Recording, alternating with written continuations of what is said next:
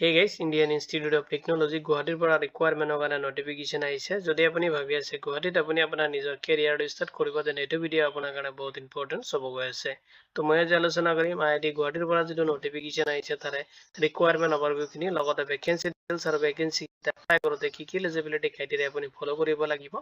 তাৰে ডিটেইলছ খিনি আপুনি এটা সিস্টেমেটিক চেক কৰিব পাৰিব যদি এটো ৰিকুৱাৰমেন্ট ৰিগাৰ্ডিং কোনো ধৰণৰ কোৱেশ্চন থাকে ভিডিওটোৰ কমেন্ট সেকশনত কমেন্ট কৰি দিব উইদিন 48 আৱাৰ্ছৰ ভিতৰত আপুনি জব এলাৰ্ট এছকে টিমৰ পৰা ৰেসপন্স যদি আপুনি ইন্টাৰেস্টেড দেন আহক দেৰি নকৰি আজিৰ ভিডিওটো আৰম্ভ কৰো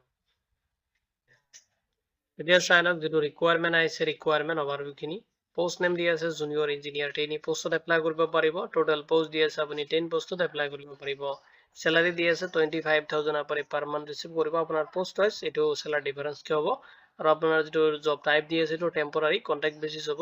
এপ্লিকেশন যেটো মোড হয় আপুনি অনলাইনত এপ্লাই কৰিব লাগিব ভ্যাকেন্সি ডিটেইলছ খিনি দি আছে আপুনি এপ্লাই কৰিব পাৰিব সিভিল ইঞ্জিনিয়াৰিং পোষ্টত যত আপোনাৰ 7 পোষ্টৰ কাৰণে নটিফিকেশন আহিছে ইলেক্ট্ৰিকেল ইঞ্জিনিয়াৰিং যত আপুনি 2 পোষ্টত এপ্লাই কৰিব পাৰিব মেকানিক্যাল ইঞ্জিনিয়াৰিং যত আপুনি 1 পোষ্টত এপ্লাই কৰিব পাৰিব এতিয়া চাই লওক পোষ্ট কিনে এপ্লাই কৰোতে আপুনি ফলো কৰিব লাগিব এলিজিবিলিটি ক্ৰাইটেৰিয়া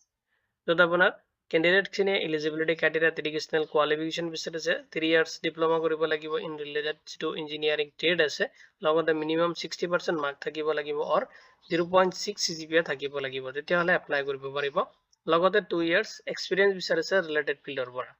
লগতে আপোনাৰ যেটো ম্যাক্সিমাম এজ লিমিট দিয়া আছে এটো আপুনি ফলো কৰিব লাগিব 20 ইয়াৰ্স লৈকে আপুনি লাষ্ট এটো ৰিকুৱাৰমেন্টত এপ্লাই কৰিব পাৰিব কেনেকৈ আপুনি এপ্লাই কৰিব যদি আপুনি ইন্টাৰেস্টেড হয় আৰু এলিজিবিলিটি ক্ৰাইটেৰিয়াটো আপোনাৰ লগত ফুলফিল কৰি আছে তেনে আপুনি অনলাইনত এপ্লাই কৰিব লাগিব আৰু এপ্লাইৰ যেটো লাষ্ট ডেট দিয়া আছে 8 জুন 2026 লৈকে লাষ্ট আপুনি এপ্লাই কৰিব পাৰিব